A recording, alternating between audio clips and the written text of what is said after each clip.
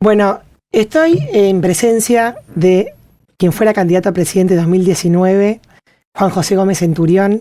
Él es veterano de la Guerra de Malvinas y actualmente es precandidato a diputado nacional para la provincia de Buenos Aires. Bienvenido, Juan José, a este espacio, a Citas de Radio. Mi nombre es Elisa Peirano. ¿Cómo le va? Bien, Elisa. Bueno, muchas gracias por la invitación. Un placer. Bueno, la verdad que estoy pensando que es la primera vez que tengo la posibilidad de entrevistar a un candidato a presidente, ¿no? O sea, usted fue candidato a presidente. Fui candidato a presidente. Y la verdad que es un desafío para mí desde el punto de vista periodístico conversar con usted, así que gracias por acercarse. No, al contrario, un gusto. Juan José, bueno, quería preguntarle en qué medida su experiencia como veterano de Malvinas usted cree que le aporta a su trabajo hoy en la política. Wow, qué pregunta, para arrancar, para romper el frío. No, yo creo que las experiencias límite de la vida, en cualquier orden, ¿no? Y la guerra es una experiencia límite, donde el ser humano está sometido a situaciones que normalmente no se plantean en su vida cotidiana. En la vida, digamos, pueden llegar a ser o una lápida o un lugar donde pararte, digamos, ¿no? Uh-huh. Y bueno, en mi caso me paró en un lugar en la vida que tiene que ver con determinados amores, a determinadas cosas, porque viste morir gente por ellos, la patria, tu nación, la familia, tus valores, y te para en un lugar que te da un nivel de fortaleza enorme para lo que tenés que realizar. El hecho de ser veterano de guerra te enseña que en las peores situaciones el único factor que va a salvar, que va a revertir la situación es el factor humano. Porque la guerra llega un momento dado que nada te alcanza. Ni los recursos, ni los medios, ni la munición, ni la táctica, ni la estrategia. Lo único que queda es el hombre. Uh-huh. Y eso yo lo aprendí en la guerra de mis hombres, digamos, ¿no? Que fueron un ejemplo de soldados. Y también te enseña muchas cosas. Te enseña que lo peor en la vida no es morirte, ¿no? La muerte es una instancia del ser humano. Lo peor es vivir de rodillas y vivir sometido a determinadas cosas, digamos, ¿no? Así que te enseña muchas cosas y las sabes aprender. Toda la vida, toda enseñanza que te puede dar cualquier situación, la podés hacer si sos capaz de aprenderla, ¿no? Uh-huh, uh-huh. Qué interesante. Ahora me imagino que en la guerra, en más situaciones que otras, digamos, la vida de uno está determinada por decisiones políticas de gente que dirige los países en ese momento, ¿no? ¿Qué lo llevó a usted a tomar la decisión de incursionar en política en la primera vez que decidió, bueno, voy a participar de esta cosa, de la cosa pública, ¿no? Como la política como la cosa pública? Yo venía siendo funcionario de un gobierno que se propuso iniciar un proceso de transformación en la Argentina. Uh-huh. Y que después se quedó sin agenda, se quedó sin esfuerzo, se quedó sin vocación y se acostumbró al sistema de poder. Y lo que me llevó a incursionar en política y lanzar que en el año en febrero del 2019 era una aventura inconmensurable, digamos, porque arrancamos 5 personas diciendo algo tenemos que hacer. Y lo que me llevó a hacerlo fundamentalmente fue el hartazgo del fracaso de la Argentina. Un país que tiene muchísimas cosas, mucho más que el resto. No digamos que lo tiene todo, pero tiene muchísimas cosas, mucho más que el resto en términos comparativos, que tiene un capital humano fenomenal y que además tiene lo que muchos países no tienen, que es una herencia histórica de lo que llegamos a ser los argentinos y que está en nuestro ADN. Y eso me dijo, bueno, con esto hay que hacer algo, digamos, ¿no? Y yo soy lector y soy estudioso y soy analista y tengo círculos de discusión sobre muchos temas, geopolítica, relaciones internacionales. Y lo que yo veo es que Argentina, el mundo hoy le ofrece a Argentina enormes oportunidades para establecer su propio desarrollo si cambia la agenda. Entonces dije, bueno, en algún momento este cambio de agenda se tiene que dar. Iniciamos un proceso político con NOS, 5 personas, en la Catedral de Luján, yendo a consagrarnos a la Virgen de Luján, de los cuales quedamos 2 nada más. Y las preguntas eran, bueno, ¿cómo vamos a hacer con las boletas? ¿Cómo vamos a hacer con la comunicación? ¿Y cómo vamos a hacer con el discurso? ¿Y cómo vamos a hacer? Le dije, bueno, muchachos, no sé, yo nunca hice una campaña, nunca había sido candidato a nada, ni a un club de barrio, nunca, nada. Pero si alguien lo hizo, nosotros lo podemos hacer. Bueno, y ahí empezaron a aparecer apoyos, gente que dijo, yo sé hacer tal cosa, yo sé hacer tal otra. Todo el mundo nos pronosticaba un fracaso fenomenal. Era insólito pensar hacer política hablando de Dios y de la patria y de la bandera y de la familia. Con eso no se hace política, me decían. Los que sabían hacer política decían, no, hay que hablar de otros temas, de otras cosas modernas, de esas cosas no. Y sacamos casi 1 millón de votos. Pasamos las PASO. Nunca tuve una entrevista de un medio de comunicación masivo como candidato. Nunca aparecí en ninguna encuesta como candidato y saqué casi 1 millón de votos. Y fue la demostración no de que yo era buen candidato. Para mí fue la demostración, en mi persona, fue la absoluta convicción que cuando yo me bajaba en Frailes Pintado, en Jujuy, me bajaba el micro, porque hice toda la campaña en micro, y yo le hablaba a la gente del respeto a Dios, le hablaba a la gente de la patria, de la bandera, de la familia, del trabajo, de la producción, la gente me entendía que estaba hablando, digamos. Entonces yo seguramente era muy mal candidato, pero lo que yo me daba cuenta es que había un espacio en el corazón de la gente, en la cabeza de la gente, fenomenal para volver a reconstruir ese proyecto de la Argentina que fue nuestra nación histórica. Bueno, ya arrancamos, terminaron las elecciones, nos juntamos 50 ya dirigentes a nivel nacional, decidimos armar el partido, nos juntamos en Córdoba, y ahí arrancamos en 16 provincias, que no llegamos obviamente por el año de la cuarentena de Alberto Fernández, los juzgados electorales cerrados, no llegamos a completar nuestro trámite para terminar con nuestro partido, pero hoy estamos compitiendo, ya somos una fuerza nacional, estamos compitiendo en Misiones, en Chaco, en Córdoba, en Corrientes, en San Luis, en Mendoza, en Santa Cruz, en Entre Ríos y en la provincia de Buenos Aires, que es mi distrito. Y aquí estamos, dando pelea, arriba del ring y con los guantes puestos. No le digo que somos un medio masivo, pero pegamos en el palo, ¿eh? No, pueden llegar a ser masivos por la cantidad de escucha, pero no por el modelo de medio, digamos, seguramente. Para nada. Juan José, cuando, digamos, se perdió las elecciones, digo se perdió porque hubo bastantes alternativas a lo que era en ese momento el Frente para la Victoria, el Frente de Todos. Una de las críticas más grandes que un poco el electorado le hacía a un gobierno, decepcionado de ese gobierno también, fue que la oposición había estado demasiado atomizada en diferentes alternativas y que los votos del resto de los candidatos de Mauricio Macri y el resto de los candidatos se hubiera sumado a la diferencia para ganarle al kirchnerismo, que hoy se presenta como una gran amenaza para mucha gente. ¿Qué tiene usted para decirle a esa crítica de que la oposición atomizada por ahí perdió fuerza frente a una fuerza política que había que derrotar? Ahí hay varios factores para analizar. Primero, el oficialismo perdió las elecciones porque hizo un gobierno catastrófico. Catastrófico desde todo punto de vista. Desde el punto de vista financiero, desde el punto de vista económico, desde el punto de vista social, desde el punto de vista de la falta de vocación de transformación, de la falta de voluntad política para avanzar con temas que la gente les estaba pidiendo y los hubiera aplaudido para que avancen. Ese es el primer tema. Segundo, el kirchnerismo se puso de pie y volvió a unirse gracias a la gestión de impunidad que tuvo Cristina en el Senado de la mano de Pichetto. La norma Pichetto, que no se le puede pedir el desafuero a un senador o un diputado hasta tanto tenga sentencia definitiva de la Corte Suprema. ¿Dónde terminó Pichetto? En la fórmula del oficialismo. Si el oficialismo hubiera estado tan en desacuerdo con lo que estaba haciendo Pichetto con la impunidad de Cristina, no lo hubiera convocado como candidato a vicepresidente, no es que lo convocó como diputado. Con lo cual, la estrategia del oficialismo de Mauricio Macri fue ir por la reelección y el asesor, el gurú, el jefe político del PRO, que siempre fue Durán Barba, lo que le decía, para que vos puedas ser reelegido, Cristina tiene que estar enfrente.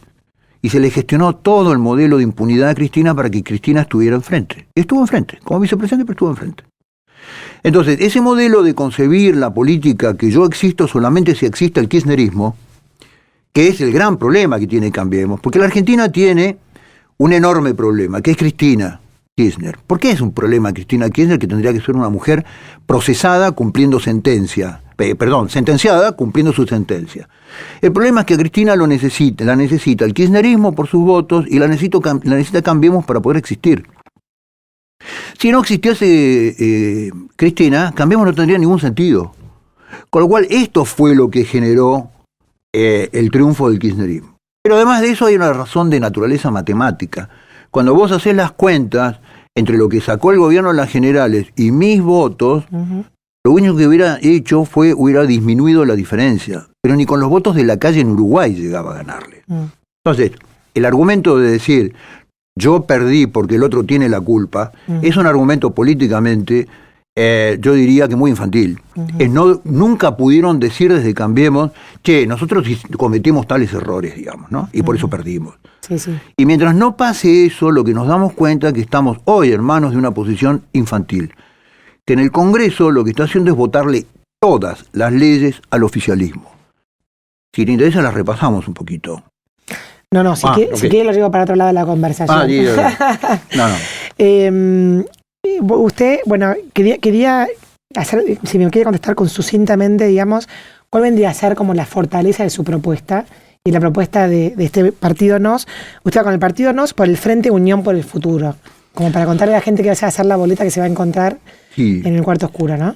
Yo repito, lo he escrito en artículos. Argentina es un país con el plan equivocado, con los peores dirigentes. Entonces hay que hacer dos tareas. Sí. Aportar mejores dirigentes a la política, pero fundamentalmente plantear otro plan para la Argentina. Eso es lo que nosotros venimos a hacer.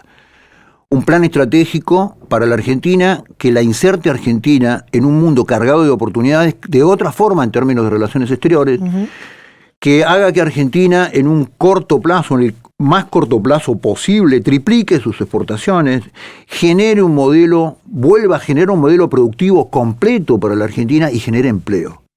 Entonces nosotros nos planteamos, estos 2 años, año 2022, 2023, nuestra estrategia es trabajar en forma muy intensa en la Cámara de Diputados con 2 modelos normativos. Uno que es el de facilitar el modelo productivo a través del sistema impositivo.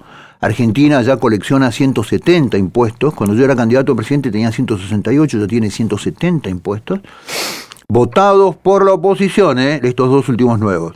Y además de eso, normativa laboral de emergencia para generar empleo en la Argentina.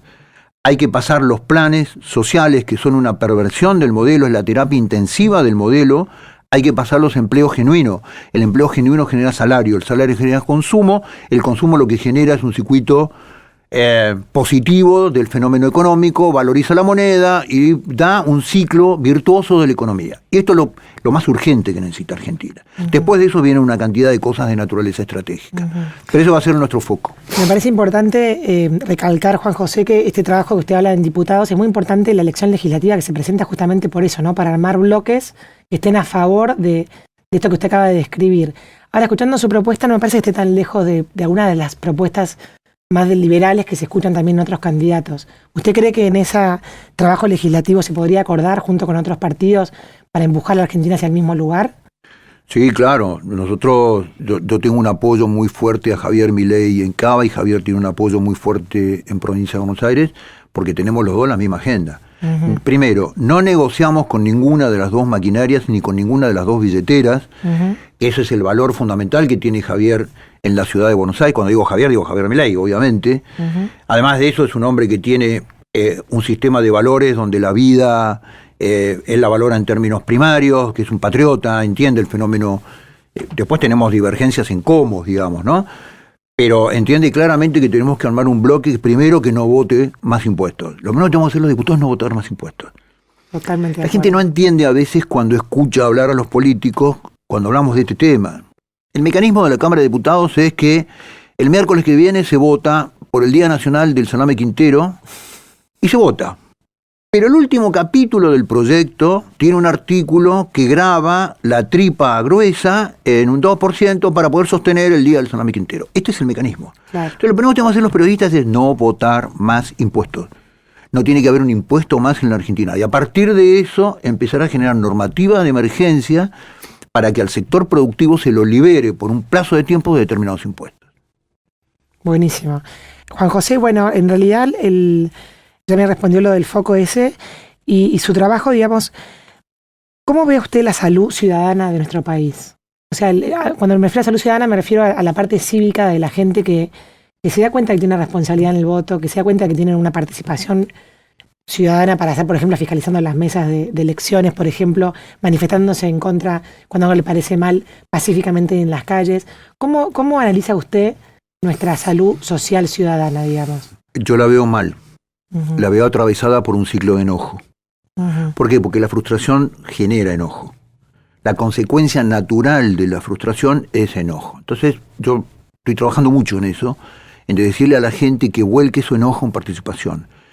Acá, Elisa, hay dos temas que nosotros tenemos que estar viendo con mucha claridad, porque forman parte del clima que el oficialismo, apoyado por la oposición, generó durante 1 año y medio, que es miedo. El miedo es un elemento que los grandes sistemas y los grandes aparatos inducen al ciudadano para inmovilizarlo. ¿Y a qué me refiero con esto? Cuando vos analizás las primeras 2 elecciones pandémicas de la República Argentina, son Misiones y Salta, elecciones provinciales, de legisladores, de concejales y legisladores provinciales, separadas las elecciones nacionales. Y ahí ves temas que son alarmantes, porque el nivel de participación en Misiones fue del 50%, y el nivel de participación en Salta el domingo pasado fue 35% o 37%, una cosa así. Bajísimo. Claro, entonces yo lo que le digo a la gente es que ese enojo no vaya dentro de la casa y vaya para adentro, que ese enojo se vuelque en participación. Claro. La forma de catalizar ese enojo, que sea participar y que sea agarrar las boletas que sepan que van a trabar un sistema perverso que nos viene haciendo fracasar y que van a generar nuevas opciones, que la pongan en las urnas y que le tiren por la cabeza ese enojo a las maquinarias electorales con opciones alternativas. Y dentro de eso estamos nosotros. Claro. Vamos a ser una excelente arma arrojadiza contra el sistema. Bueno, que nos usen, para eso venimos. Claro. O sea, en el fondo ustedes están planteando una estrategia de ser la alternativa, como dice usted, a un oficialismo y una oposición que ha mostrado que no pueden, digamos, dirimir los conflictos más urgentes que tiene este país. Sí, claro, y además negocian en la misma agenda, digamos, ¿no? Sí, por supuesto, nosotros venimos a eso. Ahora, si la ciudadanía sigue votando las mismas opciones electorales, va a tener exactamente los mismos resultados. Es una función matemática. Mientras vos hacés lo mismo, vas a tener los mismos resultados. Es el teorema de Einstein. Es esquizofrénica plantear, tener un distinto resultado haciendo lo mismo. Bueno, eso es lo que yo le digo a todos los ciudadanos de la República Argentina. Entonces, mucha gente te pregunta, bueno, ¿y qué garantía hay que usted vaya a hacer lo que dice que va a hacer? Bueno, vos podrás tener dudas y está muy bien.